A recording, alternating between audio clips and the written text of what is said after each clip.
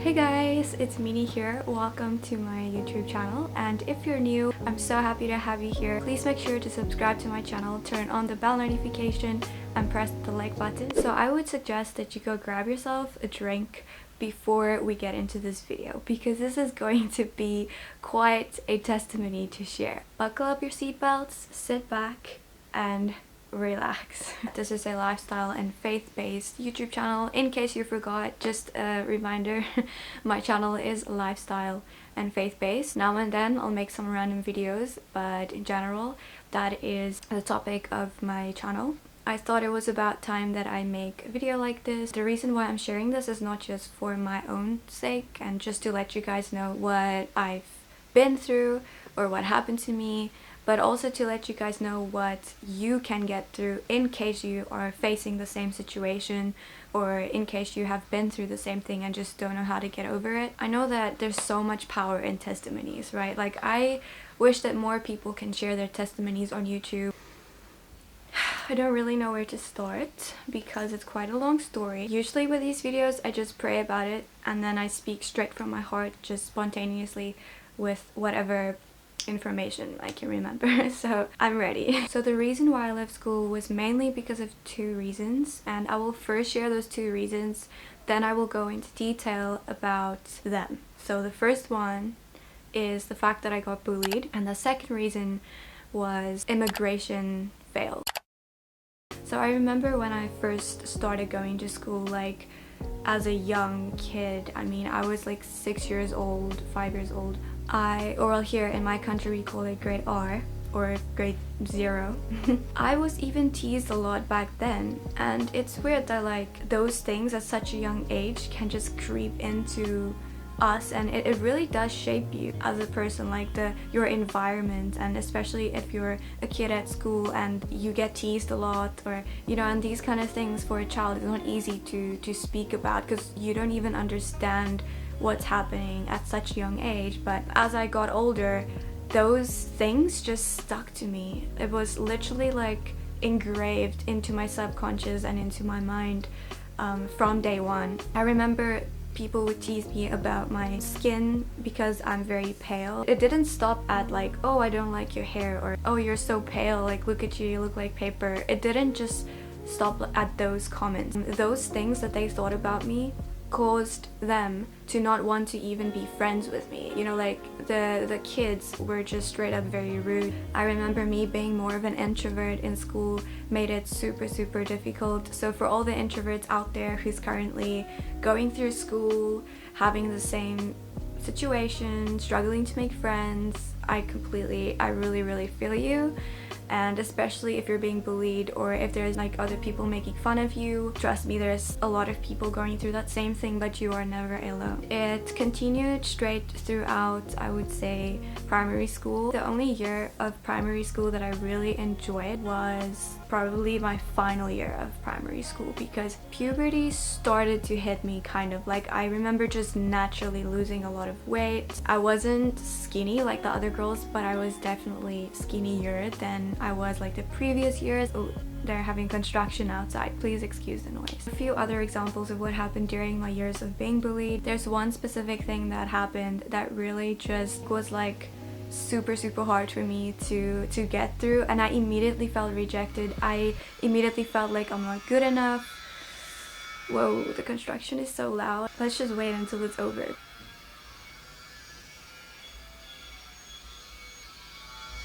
The girls in school in particular, they were the main problem. Like, guys were never really too rude with me. If you're a young girl, like, that is going to impact you. That's gonna make you feel like you don't belong. Even though at home my parents made me feel loved and valued, it's still like the school is the place where I am every single day of my life. Those relationships that I have is definitely also going to, you know, form who I become. You should never ever only give recognition to the people who are already here. So in grade 6, like second final year of primary school, something happened, and I understand that the girls were also young. They didn't know back then how much what they did would impact me as a female growing up. So I had to actually forgive them. So basically what happened, this is just one example out of many more. There was this one time we had to do like a role play for an assignment in the class, and we were not a lot of kids in the class. Honestly, I think we were 8 girls or 9 girls, somewhere around there. And the teacher gave us a specific series to act out, like a very popular TV show. The leader of this group was chosen by the teacher because she was like very clever, she was beautiful, she was very, you know, just smart, and like everybody just liked her, so of course she's gonna be the leader. I remember when they picked her as leader, I was like, why don't you give somebody else who's not as pretty, who's not as clever? Why don't the teachers also give them the opportunity to step outside of their comfort zones? It's like the teachers usually just chose the kids who are already comfortable and confident. The leader of the group chose, literally for every single girl in that group, she chose the most beautiful characters. And then there was this one old lady in the series that I got. So basically I was chosen to be the ugliest one and the oldest one based on my looks, because by then I was so used to being the ugly one in the group and made fun of that. Like, it was kind of just like, okay, a normal thing for me. So I would be very scared to ask because of how dominant the other girls were. But I did ask, and they were just like, no, you are that character, okay? Like, you cannot swap. We get to choose.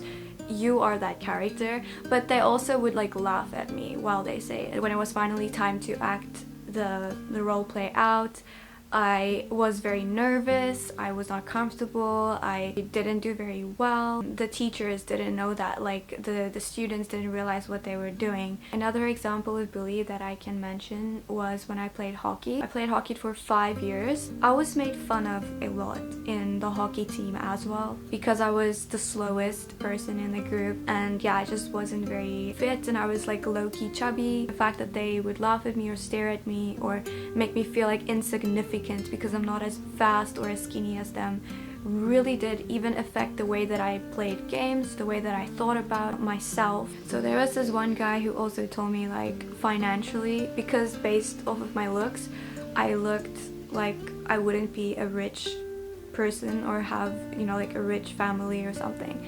And I was just like, what do you mean? And he said he saw my dad's car and he didn't expect me to be rich based on my looks. And then suddenly he became more interested in like my life, and he started being less rude with me, and I was just like, it basically made me feel like materialistic things are important, and oh, that's the way that I can get people's approval. And it just really gave me such a bad view and perspective on the value of me, like who I am as a person, and also just about life in general. Who I am as a person and my values it comes from God. It's literally a God-given gift that lives inside of me that determines my value, and that was given to me by my creator for a reason that's far bigger than what the world can give. Okay, are you guys ready for high school? Here we go.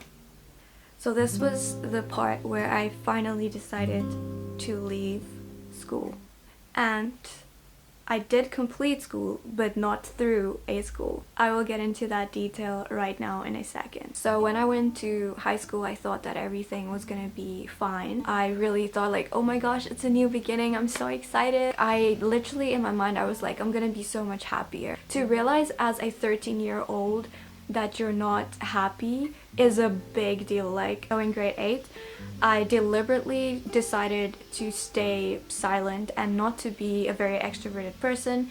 Yes, I was naturally more of an introvert back then, but I decided to keep it that way and not fall under the influence of loud friends or extroverted people. I'm gonna remain who I am as a person. But I was really challenged when the same thing started happening in high school than what I was going through in primary school, and then I really started questioning myself. I remember my first day in grade 8, at least there was a guy who complimented me. Well, he asked his guy friend like, hey, who do you think is the most beautiful girl in grade 8? That actually made me feel so good about myself. So what he said was like, I think this girl right here, and then they pointed at me and he said, she's definitely the most beautiful out of all of the girls here. And I was like, what?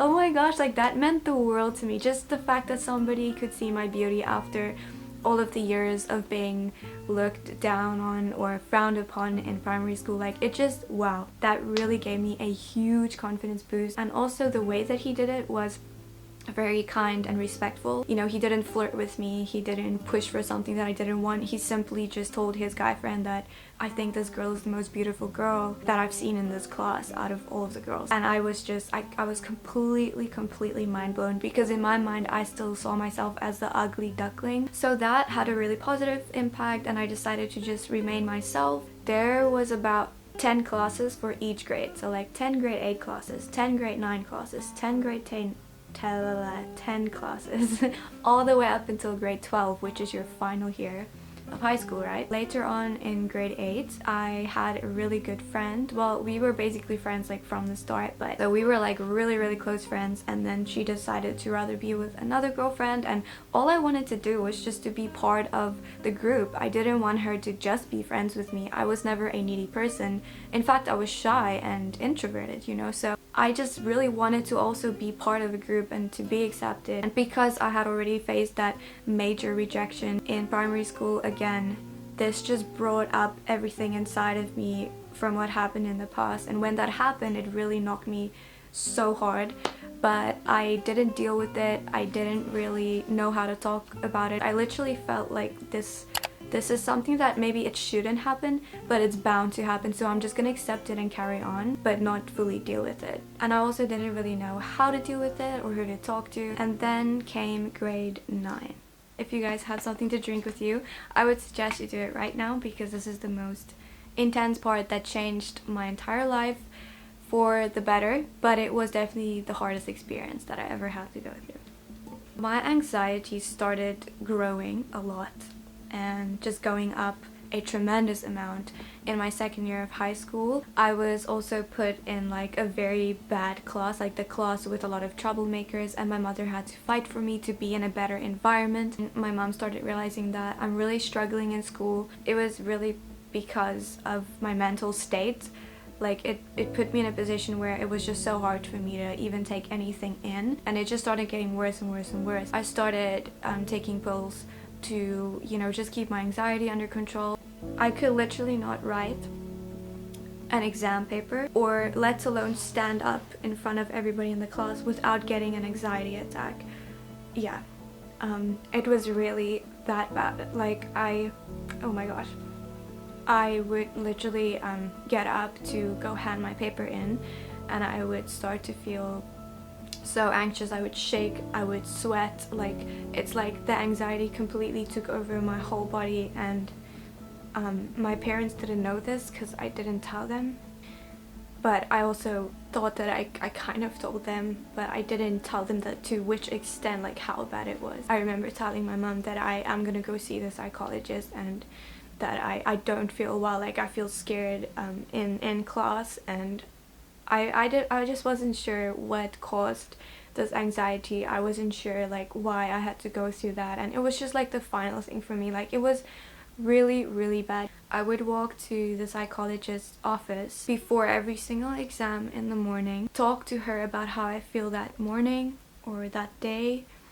and I would literally have to give her all of my emotions, all of my feelings right before I go write exam, because I didn't know like how else to do it. And today, when I look back and I look at the way that like she was there for me, I realized that this is the same kind of relationship that Jesus wants to have with you, and that God has. That's the role of God, is for us to go to him every single day and to choose to surrender all, to choose to, you know, open up to him about everything in our lives, to choose to let him comfort us. And I was young back then and I didn't really understand the concept of those things yet, but the fact that this person could be such a good role model for me in my times of anxiety, comfort others with the same kind of comfort that I myself got from God during times of trouble. And this is why it makes me so emotional, because if it wasn't for somebody who said, come to me, you're welcome, I want you to be here, you're valued, you're loved, I'm willing to help you, like if it wasn't for that person, I don't know what would have happened to me. I ended up being friends with people I didn't really want to be friends with because I felt like there was no other choice for me. So I also started being friends with people who wasn't really good for me. My mom definitely started noticing that I'm not entirely happy. So after I completed my second exam in grade 9, my dad called me. Well, he called me and my brother, and he was sitting in front of the computer and he showed us like something on the computer screen. I think it was a map of New Zealand. He just pointed to it and he said, "We're moving to New Zealand."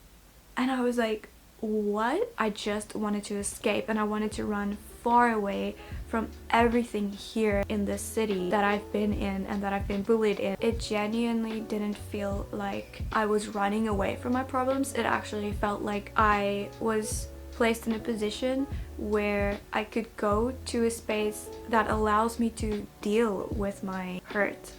I never had the mindset, even as a teenager, to just run away from my problems. So I've heard about a lot of people immigrating overseas, and all of them, like, usually the father of the house goes to the country first, make sure everything is set for the family, and then the rest of the family comes over instead of everybody going like all at once. I'm not too sure all of the points and all of the details about that, but I know that it is needed in a lot of cases. That's why my dad and I went over first. The reason why I went with him is pretty self-explanatory. I mean, I wasn't happy in school, so of course I'm gonna choose to just go with him. My brother was very smart. He was actually like head boy in primary school, so that's kind of another thing that subconsciously made me feel very just insignificant, because I have this older brother who's everything. He was head boy, he's very recognized. My brother did really well academically. My brother did really well in sport.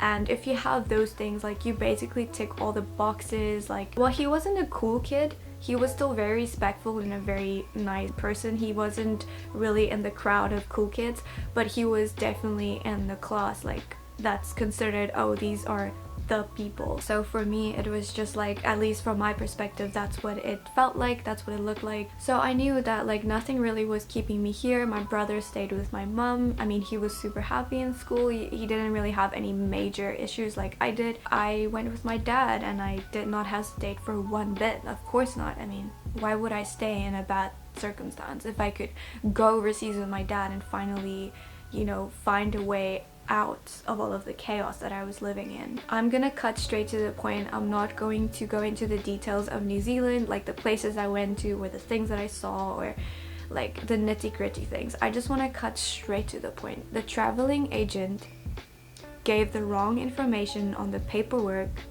to the Australian immigration, and we only found this out 6 months later. So let me explain. When my dad and I got to New Zealand, we just wanted to, you know, at least start making a living. My dad was promised a job and then the people never gave him the job, like, but he was literally promised, like, he had everything set, he was ready to meet them. He came back to the like place where we were staying temporarily, and he said, oh no, like, the people just haven't pitched up. And I was like too young to kind of understand everything. I mean, I was old enough to know more or less, but my dad also didn't tell me everything because he didn't want me to stress, which I understand, because I also, if I was a parent, I wouldn't want to let my kid who's already dealing with anxiety and stuff to add on top of that, you know. He never got a job and it's been months, but my brother was still finishing school, so it gave my dad more than enough time to look for more things. But it's like he went from one thing to another and he put in so much effort. He would walk around every single day in the huge Auckland city, and I remember he lost so much weight there, not just due to stress but due to all of the walking, like exercise, looking for work for his family. We ended up moving to Wellington, and it was such a nice place. It really reminded me of South Africa because there was a lot of South Africans there too. And we actually got like a really decent house.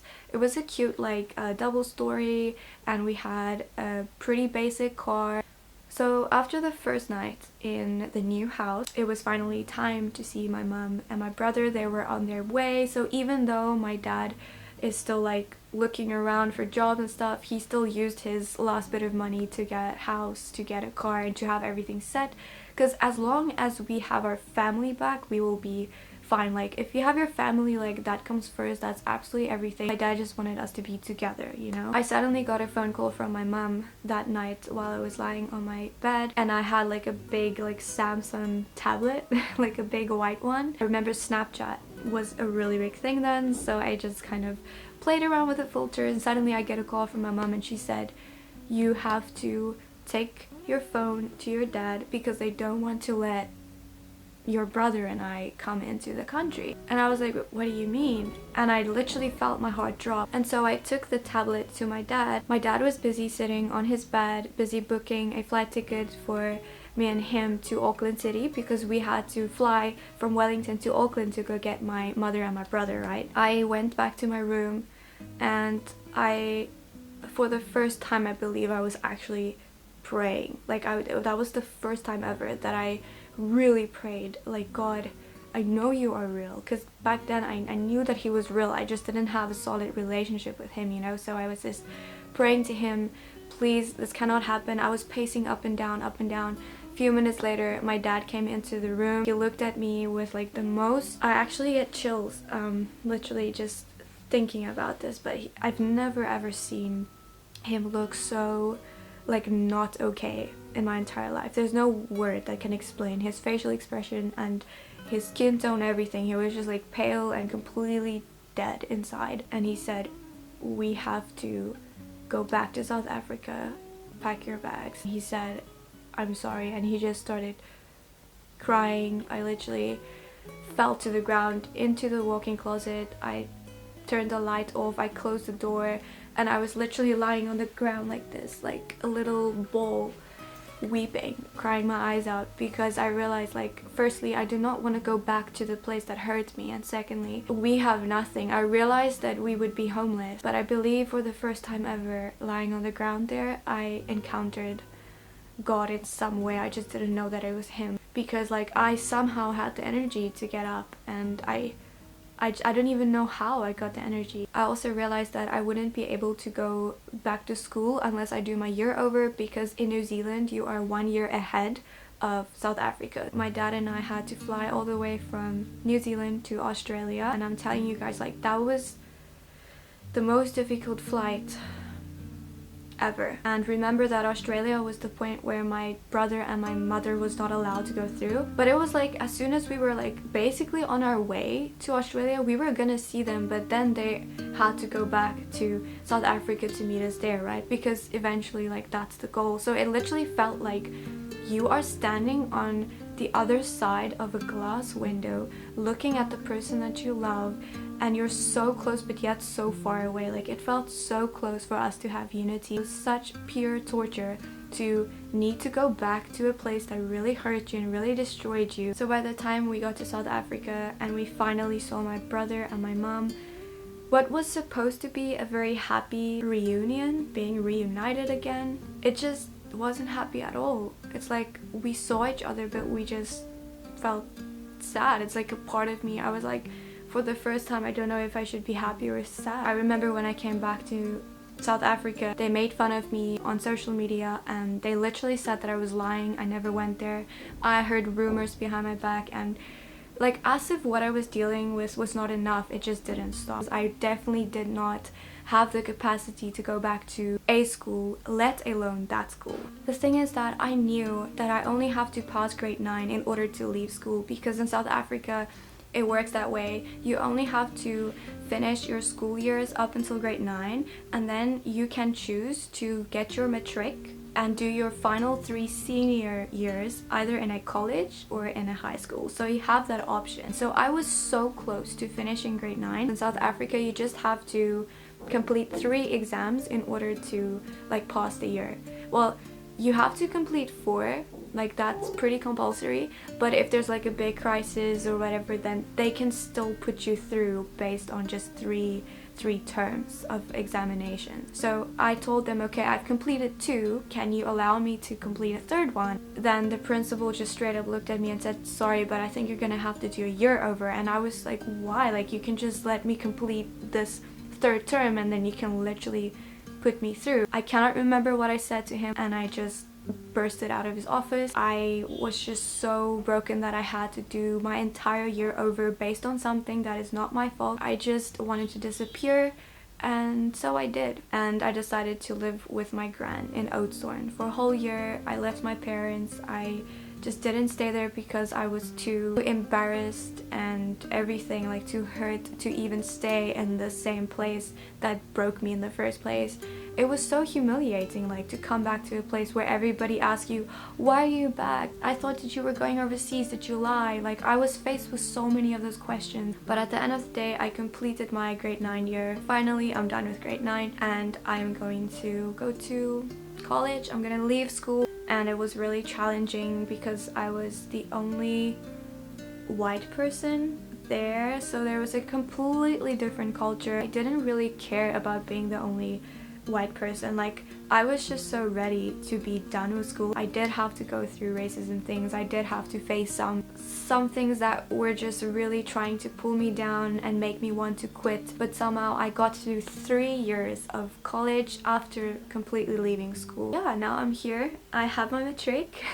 I finished my school years, but not in school. It is never ever too late, ever, to pick yourself up, but big disclaimer: we are not meant to go through life alone, and we are not meant to do things through our own strength. God is the one who wants to take over all of the weight that you are trying to carry. Yes, I had to work myself up.